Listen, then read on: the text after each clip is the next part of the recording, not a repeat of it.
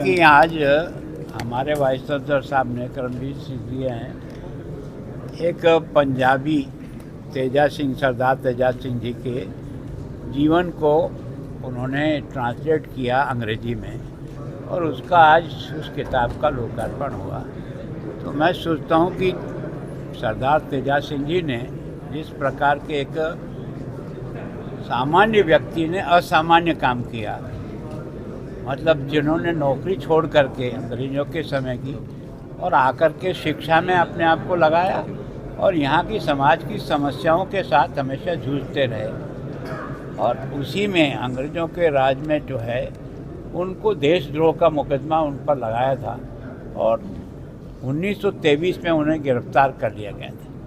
लगभग जेल में थे।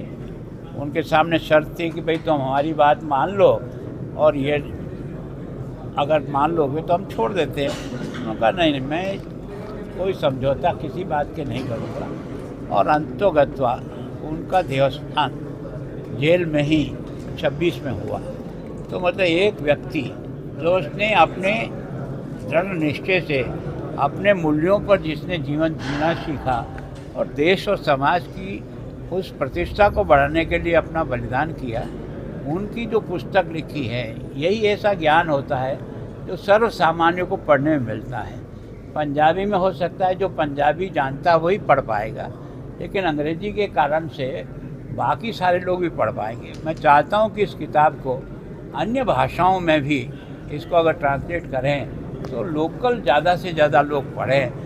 तो यही किताबों का ज्ञान ही हमको यहाँ तक जिंदा रख कर के लाया है।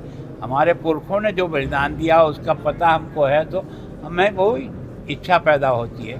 तो मैं चाहता हूँ कि आने वाली पीढ़ी को भी इस ज्ञान के आधार पर उनके जीवन को भी एक दिशा मिले कि जीना है तो समाज और देश के लिए जीना। गोयल साहब, पूरे देश में खुशियाँ मनाई जा रही है, हर जगह बीजेपी आगे बढ़त में आ रही है इलेक्शंस में, क्या कहना है? देखो भैया, मैं तो अभी तक टीवी के नज़दीक आया नहीं हूँ।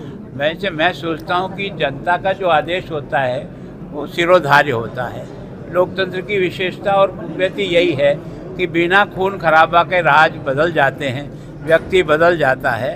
तो मैं सोचता हूँ देश की जनता ने देश के भविष्य के लिए जो निर्णय किया होगा वो सर्व आँखों पर।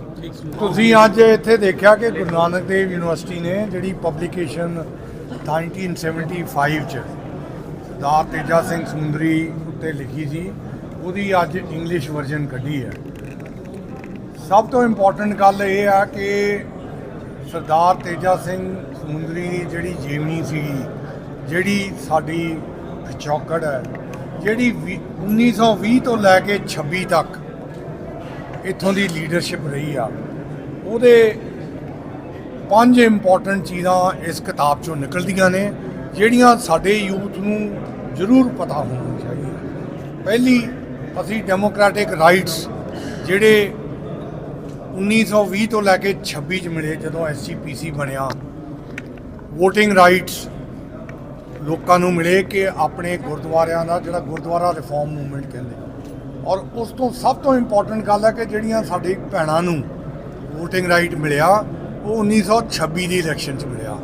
1 ਸਾਲ ਬ੍ਰਿਟਿਸ਼ ਵੂਮਨ ਤੋਂ ਵੋਟਿੰਗ ਰਾਈਟ ਮਿਲਣ ਤੋਂ 1 ਸਾਲ ਪਹਿਲਾਂ ਆਪਾਂ ਨੂੰ ਮਿਲਿਆ। ਇਹ ਬੜੀ ਪ੍ਰਾਈਡ ਦੀ ਗੱਲ ਹੈ, ਸਾਡੇ ਲੋਕਾਂ ਨੂੰ ਇਹ ਪਤਾ ਹੋਣਾ ਚਾਹੀਦਾ। ਦੂਸਰਾ, ਆਪਾਂ ਗੱਲ ਕਰਦੇ ਹਾਂ ਐਜੂਕੇਸ਼ਨ ਦੀ, ਵੂਮਨ ਇੰਪਾਵਰਮੈਂਟ ਦੀ, ਯੂਥ ਇੰਪਾਵਰਮੈਂਟ ਦੀ, ਦਲਿਤ ਇੰਪਾਵਰਮੈਂਟ ਦੀ। ਇਹ ਅਗਰ ਤੁਸੀਂ ਕਿਤਾਬ ਦੇਖੋਗੇ, ਪੜ੍ਹੋਗੇ ਤੇ ਸਰਦਾਰ ਤੇਜਾ ਸਿੰਘ ਸਮੁੰਦਰੀ ਦੀ ਲਾਈਫ 'ਚੋਂ ਇਹ ਸਾਰੇ ਚੀਜ਼ਾਂ ਦਾ ਤੁਹਾਨੂੰ ਜਵਾਬ ਮਿਲੇਗਾ। 1917 'ਚ, ਮੈਂ ਰਿਪੀਟ ਕਰਦਾ, 1917 'ਚ 2 ਸਕੂਲ ਸਰਿਆਲੀ 'ਚ ਬਣਾਏ, ਉਹ ਅੱਜ ਤੱਕ ਵੀ ਉੱਥੇ ਕਾਇਮ ਨੇ। ਉਹਨਾਂ 'ਚੋਂ ਕਈ ਜਰਨੈਲ ਵੀ ਪੜ੍ਹ ਕੇ ਨਿਕਲੇ। ਲੇਕਿਨ ਐਜੂਕੇਸ਼ਨ ਦੇ ਵੱਲ ਕਿ ਐਜੂਕੇਸ਼ਨ ਸਾਡਾ ਫਿਊਚਰ ਹੈ, ਉਹ ਸਰਦਾਰ ਤੇਜਾ ਸਿੰਘ ਸਮੁੰਦਰੀ ਨੇ ਉਸ ਟਾਈਮ 'ਤੇ ਦੇਖਿਆ, ਔਰ ਯੂਥ ਔਰ ਵੂਮਨ ਇੰਪਾਵਰਮੈਂਟ ਉਹਦੇ 'ਚੋਂ ਹੀ ਨਿਕਲੀ ਹੈ। ਦਲਿਤ ਇੰਪਾਵਰਮੈਂਟ ਦੀ ਮੈਂ ਗੱਲ ਕੀਤੀ ਆ, ਉਹ ਵੀ ਤੁਸੀਂ ਉਸ ਕਿਤਾਬ 'ਚ ਪੜ੍ਹੋ, ਉਹਦੇ ਤੁਹਾਨੂੰ ਪਤਾ ਲੱਗੂਗਾ ਕਿ ਸਾਡੇ ਪਿੰਡ ਜਿਹੜਾ ਸਰਿਆਲੀ ਦੇ ਜਿੱਥੋਂ 22 ਪਿੰਡ ਹੋਰ ਨਿਕਲੇ ਨੇ, ਉੱਥੋਂ ਦੇ ਦਲਿਤ ਇਕੱਠੇ ਹੋ ਕੇ ਆਏ ਸਰਦਾਰ ਤੇਜਾ ਸਿੰਘ ਸਮੁੰਦਰੀ ਕੋਲ ਕਿ ਸਾਨੂੰ ਖੂਹ ਦਾ ਪਾਣੀ ਨਹੀਂ ਪੀਣ ਦਿੰਦੇ। ਉਹਨਾਂ ਨੇ ਉਹਨਾਂ ਨੂੰ ਲੀਡ ਕੀਤਾ, ਉਹਨਾਂ ਕੋਲ ਪਾਣੀ ਕਢਾਇਆ ਤੇ ਆਪ ਸਭ ਤੋਂ ਪਹਿਲਾਂ ਪੀਤਾ। ਇਹ ਲਹਿਰ ਜਿਹੜੀ ਚੱਲੀ ਕਿੰਨੀ ਪੁਰਾਣੀ ਆਪਾਂ ਗੱਲ ਕਰ ਰਹੇ ਹਾਂ, ਪ੍ਰੈਕਟਿਸ ਪ੍ਰੀਚਿੰਗ ਤੇ ਇੱਕ ਹੋਰ ਗੱਲ ਹੁੰਦੀ ਹੈ। ਸੋ ਇਹੋ ਜਿਹੀਆਂ ਚੀਜ਼ਾਂ ਸਾਡੇ ਯੂਥ ਨੂੰ ਇਸ ਕਿਤਾਬ ਦੇ ਥਰੂ ਪਤਾ ਲੱਗਣਗੀਆਂ ਤੇ ਇਹ ਇੰਪੋਰਟੈਂਟ ਹੈ ਕਿ ਹੋਰ ਵੀ ਕਈ ਐਗਜ਼ਾਮਪਲ ਦਿੱਤੇ ਹੋਏ ਨੇ ਕਿਸ ਤਰ੍ਹਾਂ ਆਪਣਾ ਤਨ ਮਨ ਧਨ ਲਗਾਇਆ ਔਰ ਕੋਈ ਪੋਜੀਸ਼ਨ ਨਹੀਂ ਲਈ। ਕਿਤਾਬ 'ਚ ਲਿਖਿਆ ਹੈ ਕਿ ਸਭ ਨੇ ਇਨਸਿਸਟ ਕੀਤਾ ਕਿ ਪ੍ਰਧਾਨ ਬਣੋ SGPC ਦੇ, ਉਹਨਾਂ ਨੇ ਕਿਹਾ ਨਹੀਂ ਬਣਨਾ। ਇਹ ਵੀ ਸਾਨੂੰ ਸਾਰਿਆਂ ਨੂੰ, ਸਾਡੀਆਂ ਆਉਣ ਵਾਲੀਆਂ ਨਸਲਾਂ ਨੂੰ ਪਤਾ ਹੋਣਾ ਚਾਹੀਦਾ ਕਿ ਸਾਡਾ ਪਿਛੋਕੜ ਕੀ ਸੀਗਾ। ਇੰਸਟੀਟਿਊਸ਼ਨ ਕ੍ਰੀਏਸ਼ਨ ਜਿਹਨੂੰ ਅਸੀਂ ਕਹਿੰਦੇ ਹਾਂ, ਇੰਡੀਵਿਜੂਅਲ ਕ੍ਰੀਏਸ਼ਨ ਨਹੀਂ, ਇੰਸਟੀਟਿਊਸ਼ਨ ਕ੍ਰੀਏਸ਼ਨ। Thank you.